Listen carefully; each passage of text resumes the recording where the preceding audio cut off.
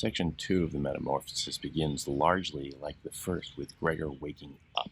He's been asleep for most of that same day, apparently, and he is now just waking up, and it is the end of the day. So we have him once again in a kind of quasi-dream state, awake from his heavy, faint-like sleep. Heavy and faint-like, to me, those are somewhat opposite. Fainting to me implies a certain light slumber, but heavy is, he is out. So he's somewhere between these two poles. He is, again, in a somewhat sense of, or at least is said to be, in a certain, that period between wakefulness and sleep.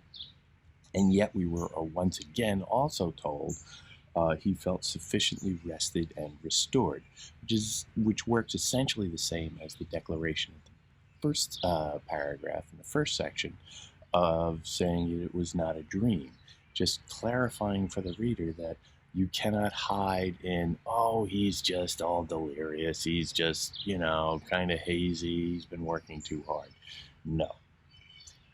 It's not a dream. He is not that compromised in his perception.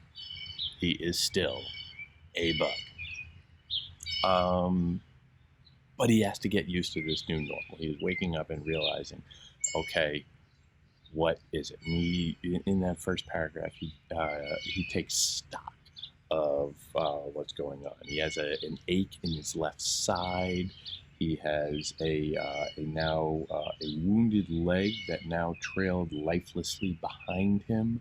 So something in the ruckus earlier, perhaps, has already taken a toll on him. The metamorphosis, the transformation, is already beginning to seem like, all right, now for whatever reason, it is having a debilitating effect, a degenerative effect. And he goes and he sees that someone has brought him a bowl of milk with some bread in it. And this is apparently a favorite breakfast of his, so he goes over and tries to eat a little of it. Apparently he's quite hungry, and he realizes he cannot. It just tastes disgusting to him now. This is a sense that, okay, on a fundamental identity level, he is changed, and not just physically. There's something else that is different about him. He dunked his head in the milk almost up to his eyes. He is a complete bug. He is in an animal state. He cannot just sit down politely at the family table and lift a spoon very daintily to his mouth. He is incapable of that now. He's an insect. He realizes that it was his sister who brought it to him. His sister is the only one that showed him really any compassion in the first episode. And here it is. They're like, oh, she's bringing me something to eat. I find it disgusting, but she's thinking of me, and that's very sweet. He gets up, looks around, makes kind of a mess with the bowl, but he just, he has to leave it there. He looks out and he sees through a crack in the door or the wall or something. He goes and he sees his father reading the afternoon papers. It says, usually at this hour, his father likes to read aloud from the afternoon paper. We are told continually about this because we know that he likes to spend a couple of hours reading several papers over breakfast. So now, in the late afternoon, he likes to read the afternoon papers. Very well read, I guess, this guy. Lots of time to read. And Gregor feels a little wistful, you get the sense, looking at the door at this nice, relatively happy little scene. The family is just pretending, apparently, that nothing happened in that other room, and they're going about their business. And yet, Gregor, you get the sense he's not used to being home that much. He is a traveling salesman. He's always on the road, and evidently, when he is in town, the hours that he's expected to keep at the office are somewhat onerous. We know that he has to be there really early and perhaps stay fairly late. So you get the sense that he doesn't actually get to see his family at this time very often. And he sits there and he muses, "What a quiet life my family has been leading," Gregor said to himself as he gazed fixedly into the darkness before him. Gazed into the darkness. You can read that quite metaphorically. But just that sense of, that, gee, they're having a pleasant little afternoon just lazing around the apartment, which I never get to see because I am always at work supporting them.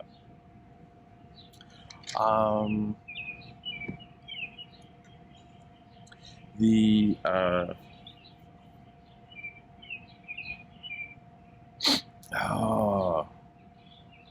feels bad. He feels bad that he can no longer support them. He feels bad that he has become so repulsive. He gets the habit of scurrying under a little couch in his room whenever his sister comes in to attend to him, as she does. And he feels a little obligated to them. He feels guilty. But still, he reacts quite admirably, I would say. Under the couch, here he remained the entire night, which he spent by turns dozing, though he was woken again and again by his hunger, and mulling over his worries and indistinct hopes, which, however, all led to the conclusion that, for the time being, he would behave calmly and, by employing patient and utmost consideration, assist his family in enduring the inconveniences this current state inevitably forced him to impose on them.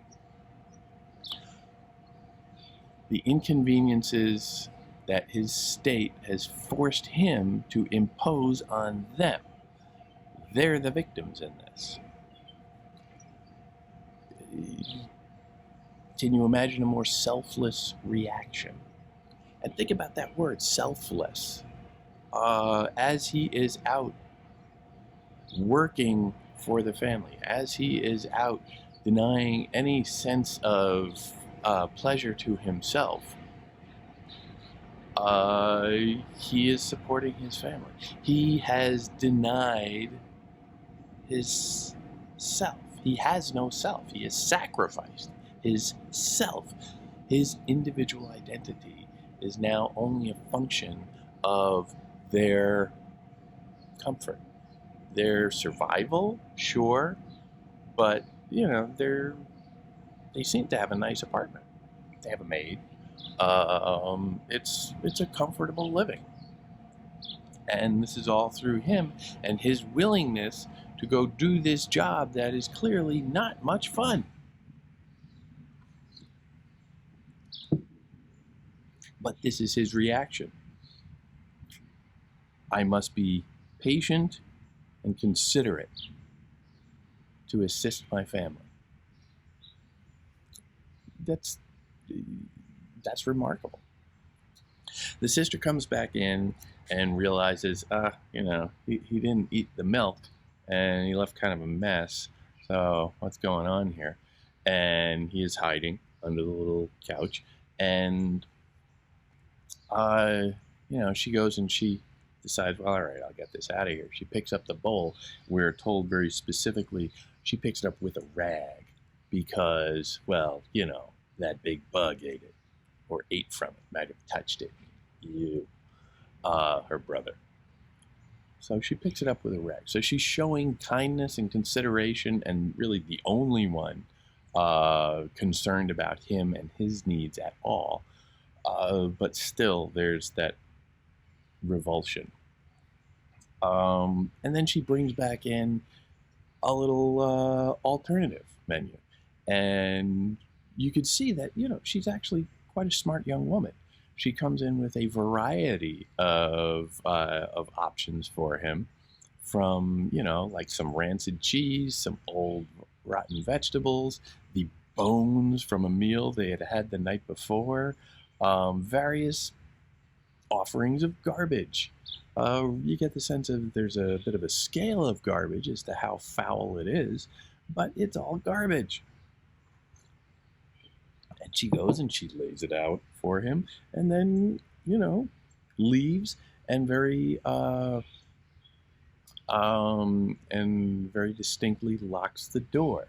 Now, Gregor interprets the locking of the door as a kindness to him, so that he doesn't necessarily, he won't get surprised by people barging in. They'll have to take a moment to unlock the door, and he can hear that. So, he interprets this as a kindness to him, but she's locking it from his side. From rather their side, the outside of the door. So she is locking him in. So his instinct is to think the best of his sister. His instinct is to be the most generous in judging her behavior, her motivations. And it's curious.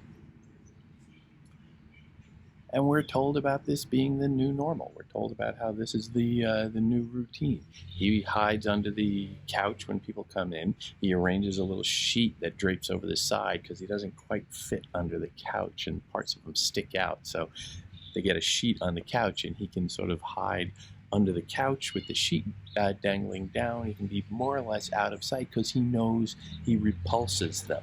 So he wants to keep out of sight. And the bit with the food, he comes to really like the cheese, and he just goes to town on that. And the really rotten stuff now appeals to him. He is changed.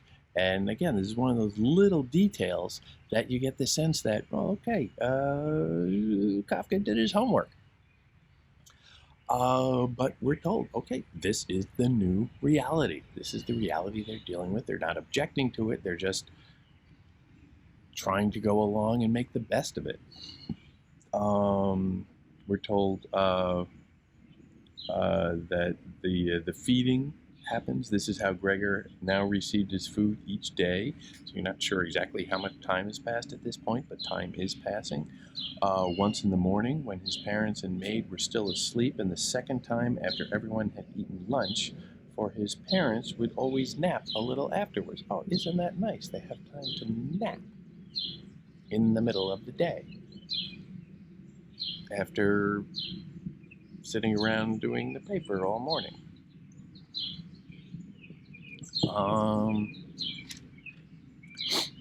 And it's sort of a homey little domestic scene where the sister comes in, lays some garbage out on the floor, and then, leaves, locks the door, and Gregor goes and sort of scurries around, and that's life. But the whole time he is feeling bad about it. He is feeling guilty about it. As his sister is going around and doing all this for him, he feels bad that he has to be waited on. The maid, who was there in the beginning, is so repulsed she basically quits. And so the sister steps up and starts to help more. They hire another maid, a younger girl, but she doesn't really want to have anything to do with him, so she just stays in the kitchen, and she's just going to cook. But still, the sister is pitching in a little bit more. She is taking greater agency, we English types would say, in the home. She is taking more control in the home. She is, we learn soon, 17 years old now. She is not like a little girl anymore. She is a young woman. Often Gregor's sister would ask her father if he wouldn't like a beer, affectionately offering to fetch it herself, and when he did not respond, she would say, wishing to relieve him of all scruples, that she could send the porter's wife for it as well. But then the father would utter a great no, and no one spoke of it any longer. Which is curious. She's offering to help, but that simple, one word, somewhat grumpy and terse no shuts down that conversation immediately. And you get the sense that, oh, okay, that he is perhaps not to be bothered, which is a curious characterization. The fear of this man seems rather palpable. The potential for violence, perhaps, is there. He is seen by Gregor, certainly we have seen, as a figure of some dominance, of strength, often in contradiction to the life that we know that he's leading, laying around this apartment all day. But there is a sense of fear there that, you look at this as a little domestic violence tale as well. They back off immediately. The sister feels it as well, evidently. But we get a little fill-in on that, where it's kind of easy to take psychological refuge, to be perfectly honest. We get a little filler on that status when we hear the story of why he is sitting around the house all day, every day. And that comes when we learn that, okay, in the past, 5 years ago, his business failed. And for 5 long years now, he has not made a dime. Gregor gets sent out to work, and he actually starts doing quite well. He has a good earning potential, we're told, and he is able to support his family, which is very nice. And he is very happy to do so. You get a sense that he really enjoys coming home and helping the family along. And he only keeps a couple of bucks for himself. He's very selfless about this. Selfless always. And he enjoys that, and he's making plans. He's planning to send his sister to a music school. She plays music, and there's a conservatory that he can afford to send her to. He's been squirreling away money for that, and this is just what he is going to do. But think about what that does to the image of the father. The father here, and here we're leaning on Freud quite a lot. The father is the usurped breadwinner. The father has had his identity stolen, in essence, as the dominant patriarch of this family. It is... this story comes as Freud was doing his work and giving the world a vocabulary for talking about stuff like this. And we can look at this and just say, oh, well, it's the Oedipal complex. And, Gregor wants to kill his father and marry his mother and all of this stuff. And there is that, that dynamic between father and son who really hate each other because the one is supplanting the other, and the other is trying to oppress the father is trying to suppress the son, and the son is trying to usurp the father, and it's the eternal dynamic. We have that vocabulary now. It was less apparent to Kafka and his contemporaries who are struggling with this on an artistic level and giving voice to these feelings, these emotions, these psychic realities in indirect artistic ways. Tell the truth, but tell it slant. The best they can without resorting to clinical vocabulary, which is what Freud tries to slap on it. Men's amends convincingly. But we are also told, however, that this is starting to turn a little stale, this situation. The family does not seem to be as grateful to Gregor as they once were. We're told the exchange no longer felt particularly warm. He's just the meal ticket who comes home every now and then, gives them the money, and yeah, great, here. which is cold. He has lost his identity as son and has merely become the bank account, let's say. This gets even more troubling when we learn that the family, particularly the father, has been keeping some secrets. In essence, lying to Gregor about the family finances. When the business went south 5 years ago, apparently there was a little nest egg. And, well, the father has been holding on to that and not letting anybody know about that. Now, if Gregor knew that they had a certain reserve stashed away, they weren't wealthy, but if they had a little bit of a nut that they can draw on, he might be able to perhaps leave his job, get a different job, a more fulfilling job, or, scale back a little in some way.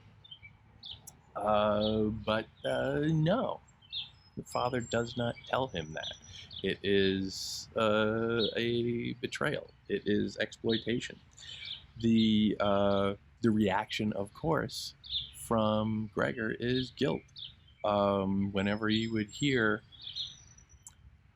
as he's sitting in his room, locked away as a giant insect, and he would hear the family out in the other room having a little discussion about perhaps family finances. Whenever he would hear them discussing someone going out and trying to earn money, going and getting a job, Gregor would let go of the door and throw himself down on the cool leather sofa beside it, burning with shame and sorrow, the guilt that he feels at not being able to be their meal ticket anymore. It's significant. There is a sense of time is passing. He is just this new normal, this regular routine of the sister feeding him, and he stays in the room, and he is starting to master negotiating around his small, somewhat cramped and overcrowded room. And as he is like trying to get around all of the furniture in his room, which he had so much trouble with in the opening scene, he discovers a new talent, a new capacity that being a bug has given him. And I love the way this is said, and so to divert himself, he took up the habit of crawling back and forth across the walls and ceiling. I love that. Took up the habit. It's just so whimsical. This book is funny. It can be very funny. This, however, leads to a little bit of his problem. As his family is going through their life, they are trying to, keep him out of sight and out of mind. But his sister is actually is taking a more active role, she is exercising more agency, we would say. She's not only feeding him, but she's trying to clean up after him. She is personally repulsed. She cannot come into the room without going and throwing open the window and taking a breath of fresh air and seeming to brace herself against the revulsion she feels about being in the same room with her brother, the bug. But she gets it in her idea when she realizes that he has been crawling on the wall. There is little trails of slime or something on the wall, and she realizes what he has been doing, and she looks around and realizes, well, it's just because this room is so cluttered. And she decides that, well, we just have to take out all of this stuff. We'll leave the couch he likes to hide under, but everything else we'll take out. And she convinces her mother to come in one afternoon when the father is out for a walk or something. And the sister and the mother try and move all of this big, old, heavy furniture. The stuff that Gregor has grown up with in his room. This is his room. And they're taking out, like, his dresser. They're taking out his desk. They're taking out all of this big, heavy furniture with the thought that, well, it'll give him a little bit more room on the floor to get around. And, if he wants to go on the walls, he can go on the walls. And the mother is sort of hedging on this. Well, do we really have to do this? And, it's so nice, all of his stuff. And she's obviously still clinging to this image of him as a little boy. And the sister is very dominant here. She is asserting herself as an adult and takes the commanding role and says, no, we're doing this. This is a good idea. And she directs her mother, usurps the leadership role of the family, you could say, and directs her mother in getting the stuff out. Gregor is watching all this, and he's actually a little wistful. He's actually a little nostalgic, seeing them take all that stuff on. We're told that when they were carrying out the desk, he's thinking, well, that's where I used to do my homework when I was in grade school, and, I wrote all my reports on it, and, the furniture is really the last vestige of his humanity that he has, that he can feel normal. But they're taking it all away, and he's left with nothing but his bug-like reality. And he's looking around and getting very upset while they're doing this, and he's still trying to hide, but it's really bothering him. So he decides to take a stand, and he decides to save the one thing that he can, which is, we were told about it in the very first scene, a picture of a woman dressed up fancy, wearing a muff or something. I don't know. You can, he's a young man with a picture of a woman on his wall. Maybe it's a sexual thing. Maybe it's a economic aspiration thing. The muff makes it seem like she's very, wealthy, and I don't know. You can make of that what you will. Critics go crazy with it. But he decides that's where he's going to take his stand. That's what he's going to save. So he scurries up on the wall where it's hanging and essentially parks himself right there so that they can't access it. They can't reach it. And this means that he is now fully visible and clinging to the wall. An alien state that his mother has not seen for quite some time now. We're told that it's been about a month since his transformation. So this is him in full bug mode at this point. And he's just sitting there, and, no, get off of my picture. And the mother and the sister come walking back in, and the sister sees him up on the wall, just sort of parking there in her peripheral vision, and she just sort of grabs her mom and says, okay, don't look. You'll just be upset. Don't look. Again, taking the commanding role. And she tries to usher her mom out of the room, but her mom gets a glimpse and screams. And that scream, oh my God, and fell back upon the couch, her arms spread wide, as if they were giving up everything. She's surrendering in horror to her son's new identity. And Gregor is suddenly moved because he realized that's the first time his mom has directly addressed him in this past month, since the transformation. And imagine the loneliness of that. He's been listening to her, living with her, but she has not acknowledged him at all. And just that sudden realization in this very dramatic moment, that's what breaks through for him. That's the impression he gets from this moment. That's his takeaway. And it's heartbreaking. But the sister gets the mom out of the room. The father comes in. The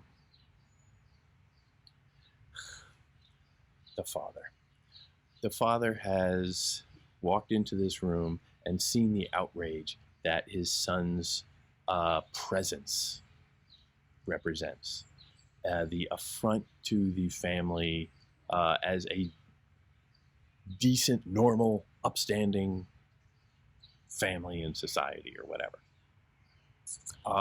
And this seems to spark a bit of a metamorphosis. Obviously, it's been sort of going on with him for a while. He goes through his own metamorphosis. Gregor's looking at him and just wondering. So we are told through Gregor's eyes, so his perspective might be clouding it a little bit, might be couching it a little bit, coloring it, but still, it's dramatic. Was this still his father, the same man who used to lie wearily entombed in his bed when Gregor set off on a business trip, who would greet him in the evening and return sitting in an armchair in his nightshirt, who, incapable of rising, would merely raise his arms to signify his delight? You get a sense of the real enfeebleness of this man. I mean, entombed in his bed, that's dead. Entombed, you're dead. He walks slowly. He's incapable of rising. It's a sign of how enfeebled he is, or has been. But now he was standing properly erect, dressed in a smart blue uniform with gold buttons of the sort worn by porters in banking establishments. Curious. Above this jacket's tall, stiff collar, his powerful double chin unfurled. Beneath bushy eyebrows, his black eyes peered out acutely and attentively. His once disheveled white hair had been painstakingly combed and parted until it gleamed. He has been revealed as this somewhat godlike figure here. Not quite godlike. We're told very specifically that this is a uniform of some sort, familiar to people who work as porters or in bank establishments. So evidently he has gone and gotten himself a job. And it has apparently sparked some great transformation. His hair is now combed, and he's looking good. He's looking sharp, and just, it's hard to miss some of the language. He was standing erect. His tall, stiff collar was jutting up. Phallic Freudianism, whatever you want. But this is an awesome figure to Gregor, who is so used to seeing his father enfeebled as an old man, and all that represents for their relationship.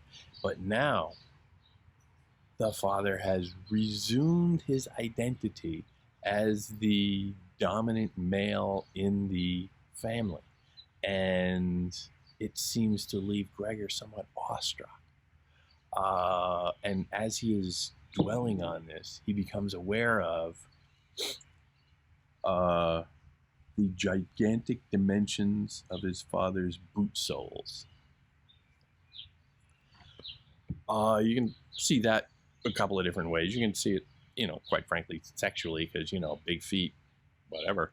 But also it means that the father is about to try to stomp on Gregor.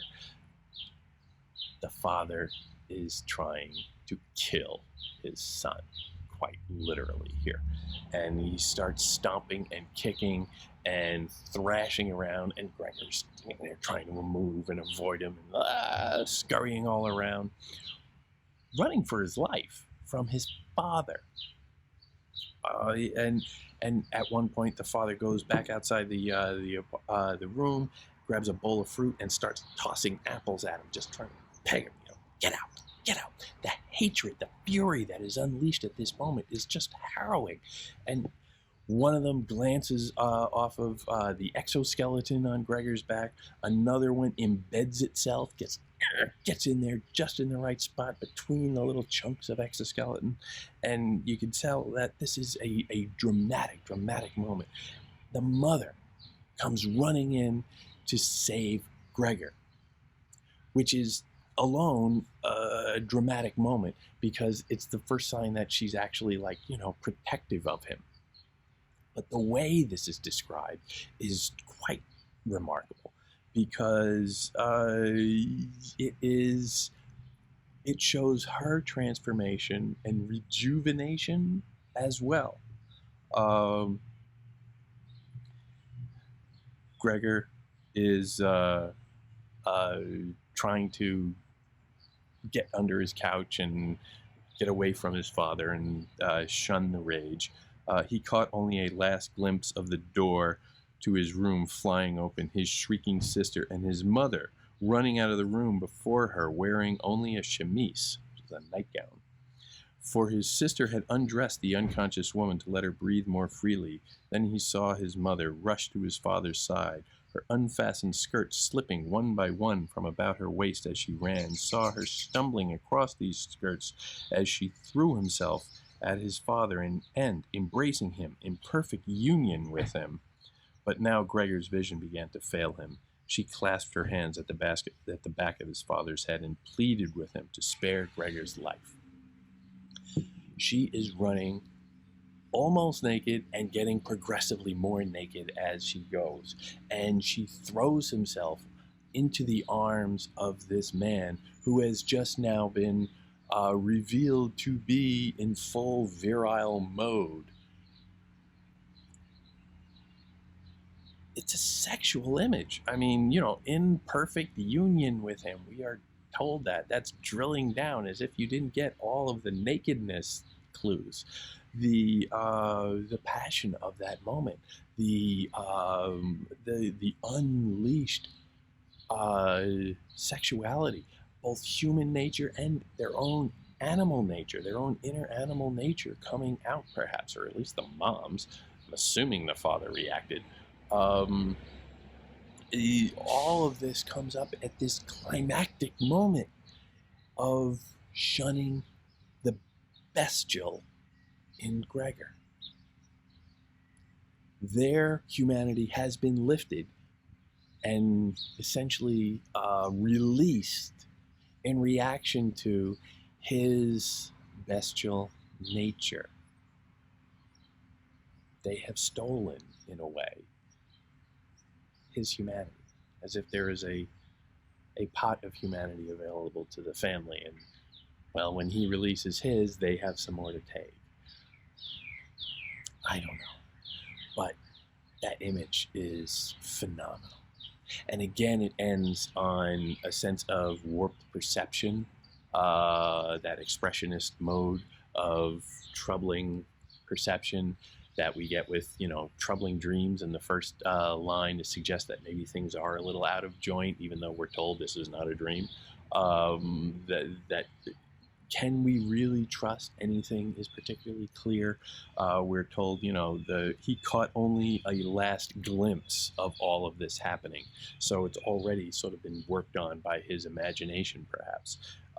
And we're told that he sees all this, but now Gregor's vision began to fail him, as if he's sort of retreating into a kind of perhaps falling asleep again, perhaps passing out from the pain of whatever he got hit with in the back, the apple. But he is once again sort of retreating into a kind of sleep state, which is how we began this section and how he began the very first section.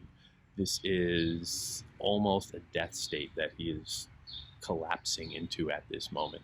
And it is painful and at the same time anesthetized because of the sleep. It's always in between those states while experiencing them both simultaneously. It's remarkable. It is... it's a sense of progress, obviously. There's been a lot changed in just a couple of pages here in this family's life, obviously. It's not just Gregor's metamorphosis. Everybody is changing at this time. Everybody is constantly changing. And because of all that, you get a sense here as that change is becoming most acute. Gregor's alienation as an insect, and the parents' transformation into their younger, more vibrant human selves, their greater human selves.